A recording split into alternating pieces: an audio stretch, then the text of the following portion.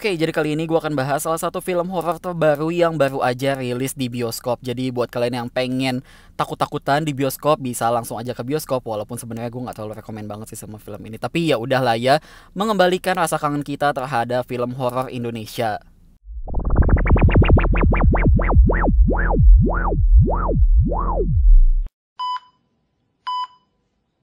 Oke, jadi dari awal yang bikin gue minat banget sama film ini adalah pemainnya, yaitu ada Marsha Timothy dan juga Aryo Bayu.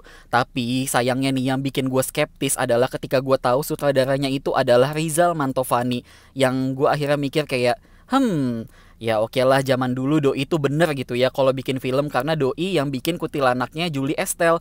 Tapi entah kenapa sekarang nih gue ngerasa Doi itu udah kayak kejar target banget, cuma nyari duit doang gitu. Bahkan kayak 1 tahun bisa bikin 4 sampai 5 film. Kelihatan banget kan, jadi maksud gue bikin filmnya tuh ya buru-buru banget gitu loh. Film Asih kedua ini sebenarnya masih nyambung tapi nggak nyambung antara film Asih yang pertama sih menurut gue ya. Tapi ya udah deh, memang ya benang merahnya ada di Asihnya itu sendiri. Bercerita tentang suami istri yang mengadopsi anak cewek yang kecelakaan dan gak tahu orang tuanya siapa dan keluarganya siapa. Dan katanya anak itu tinggal sendirian di hutan. Ternyata ketika anak itu dibawa pulang dan diadopsi sama mereka, mereka pun juga membawa pulang sosok Asih yang udah kita kenal sebelumnya. Dan gue langsung masuk aja ke pembahasan hal-hal yang gue suka dari film ini. Dari awal gue sebenarnya cukup suka dengan vibe jadul yang ditunjukin, mulai dari rumahnya sampai kostum mereka. Karena memang setting waktu di film ini kan cuma beda 7 tahun dari film Asih yang pertama. Jadi memang masih lumayan jauh lah dari film Danur yang ke-1 gitu kan untuk setting waktunya. Dan sebagai film sequel, sebenarnya rumus di film ini tuh mirip tapi beda. Dimana di sini tuh suaminya yang lebih sering diganggu. Sebaliknya dengan film pertamanya, justru sang istrilah yang lebih sering diganggu. Yang menurut gua hal ini tidak masalah sih. Yang sampai akhirnya film ini masuk ke adegan klimaks dan babak penjelasan.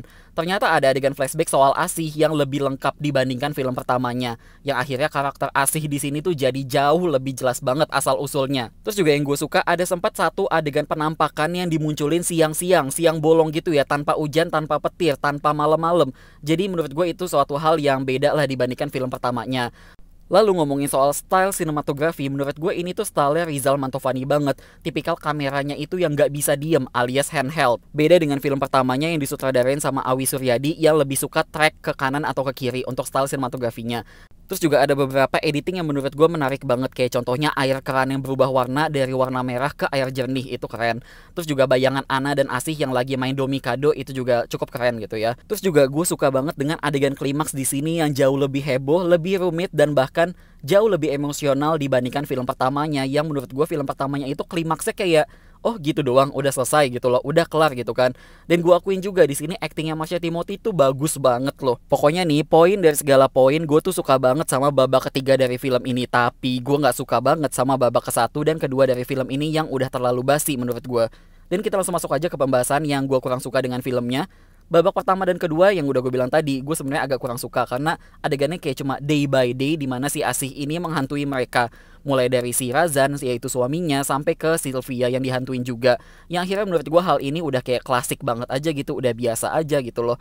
Terus juga untuk adegan jump scare-nya menurut gue terlalu banyak tapi tidak efektif.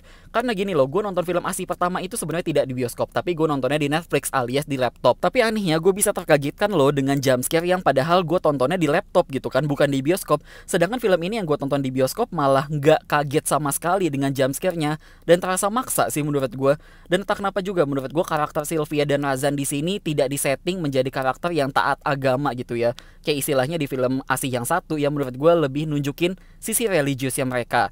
Dan juga rumus film horor ini yang menurut gue dimana si suami istri dan salah satunya ada yang percaya dan satunya lagi nggak percaya dengan setan, itu menurut gue udah standar banget. Walaupun nih sebenarnya di sini agak dibikin lebih logis karena di sini kan ceweknya ini adalah dokter, orang yang realistis, dan si cowoknya adalah komikus yang punya imajinasi. Jadi maksud gue lebih logis aja sih karena istrinya ini tidak percaya dengan suaminya. Lalu pas di adegan klimaks nih ada adegan si Razan dan emak dilempar keluar rumah. Ini gue agak bingung aja sih kenapa dia nggak mecahin kaca pintu rumahnya itu. Padahal di sampingnya ada kursi, ada batu-batuan, yang maksud gue bisa lah dia langsung mecahin pintu rumahnya itu sendiri gitu kan di saat itu juga.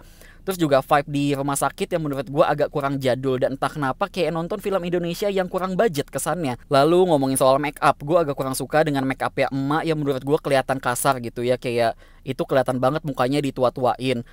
Terus juga make upnya Asih yang menurut gue kayak Aneh, nggak tahu kenapa lebih bagus yang film Asih pertama deh, make up si Asihnya ini.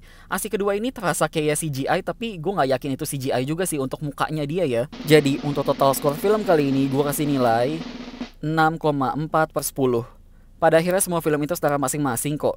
Oke, sekian untuk penjelasan review film kali ini dan makasih udah nonton.